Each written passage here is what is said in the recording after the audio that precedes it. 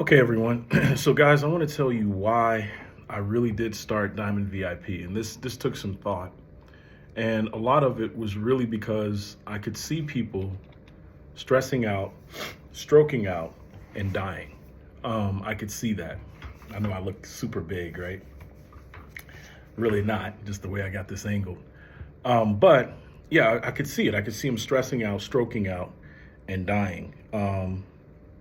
And I thought about myself back in 2010 when I finally got the news that I was going to have surgery and that I had really worked myself and stressed myself out. I mean, I'm only 51, so obviously 2010, I mean, not even 40, right?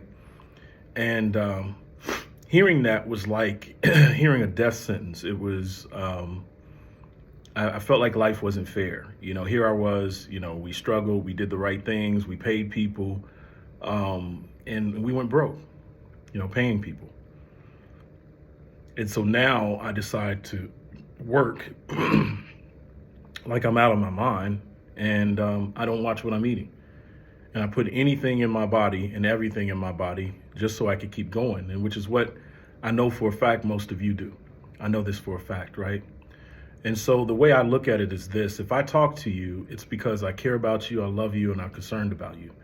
But you don't have to take any words that I say. You don't have to do anything that I ask you to do.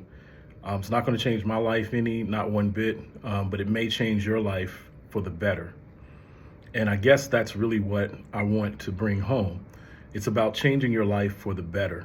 And I used to live in this world where when I'd see things like the Hollywood strike, I think to myself, man, this don't affect Brian at all. I used to kind of be complacent. I would watch the news and I didn't care who was really in office. None of it really mattered because you know why? At the end of the day, it didn't matter who was in office. It didn't change my dollar one bit. I'm still working the same lame job. I'm just being honest, right? I'm gonna work that same lame job and I'm not gonna make that much money off of what this does anyway. And I sure hope I have some form of retirement. If I even make it to retirement, this is how I used to think. And maybe I'll just die, who knows, right? But that's no way to think.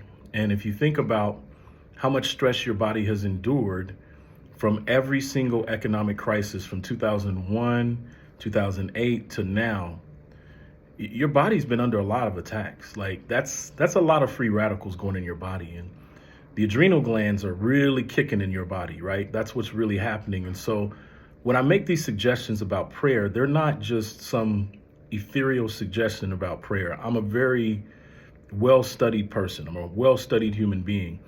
And you can talk about all these brain taps and brain flows and all these different things, but it's just another way of saying find the way to meditate. That's all it is. Because when you do, you're going to open up a deeper well within yourself. Your mind is going to open up in a different space. And I wanted to have this kind of conversation with you before I go on this next 21-day fast, because like I told you, I always do. This is the new year that's really here. It's the Jewish New Year that's upon us.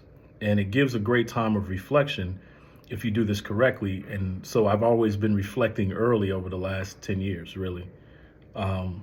Since I've been practicing this.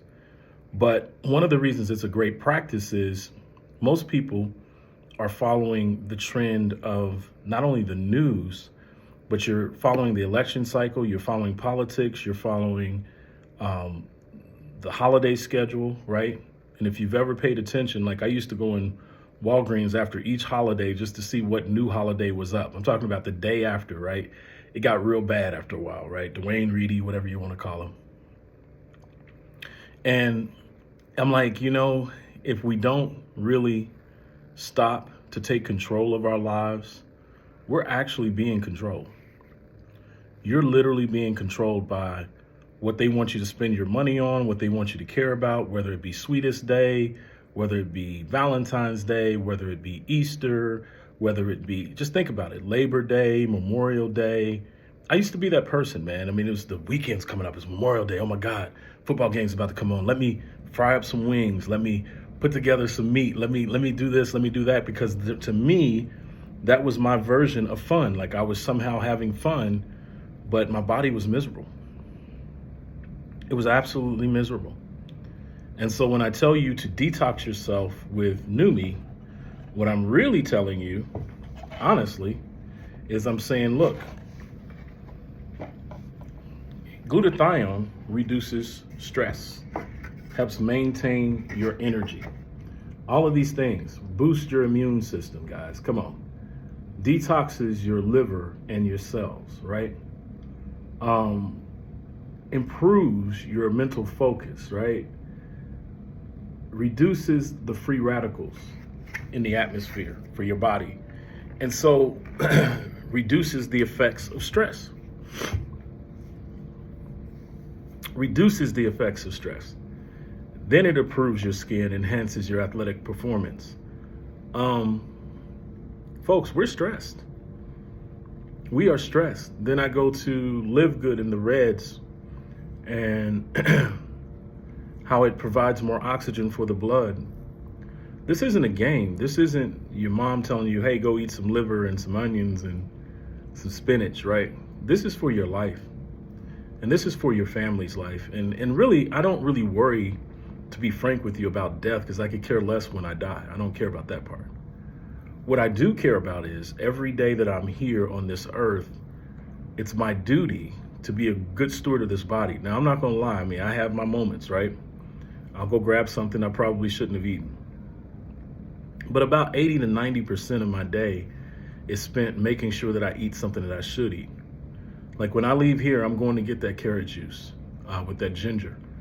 And to be honest with you, it's not just how it tastes as much as how it makes me feel. My body feels phenomenal, right? So I'm just reflecting on some of the things that are coming, some work I'm going to do. I did talk to Chef Coco, some work I'm going to be doing with Dr. Franco. And then I'm thinking about, I mean, I hate to say this, if somebody's burdening my life, you gotta go.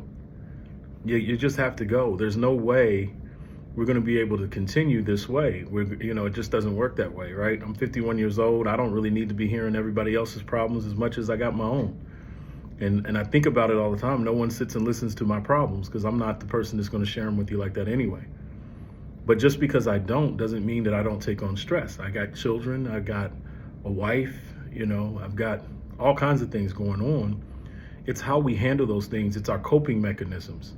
And so I'm teaching you new coping mechanisms, whether you receive them or not, it doesn't matter to me. But I will say, just in the words of Dr. Breakthrough, if you accept what I'm saying, we're still going to get healthy, wealthy, and wiser, right? We're going to do what we do. If you don't accept it, I'm still going to get healthy, wealthy, and wiser. I'm going to do more of what I want to do in my life. I'm feeling good, and I feel like in a lot of ways I owe it to other people. If I care about you, I love you, to teach you a means of how you can feel good too. So love you all to life. I want you to understand that you're not the only one who's broke. You're not. The question is, are you going to be broken during this time? Because truthfully, the reason why there's not that many places you can go and ask people for money or any of those things, because everybody's hurting. That's the reason, right? Everybody is, some people, even though they're making money, they've been buffering some of the money that they lost during the time that we were shut down. And you just got to stop kidding yourself. It's not better. The grass isn't really greener on the other side. That's why I started with this conversation with Hollywood is Broke, because if you go out to LA, you'll run into people that you've seen on TV and it won't look the way you saw it on TV. It just won't. And so I want to bust your bubble and tear down that wall, a partition that you believe is between you and them.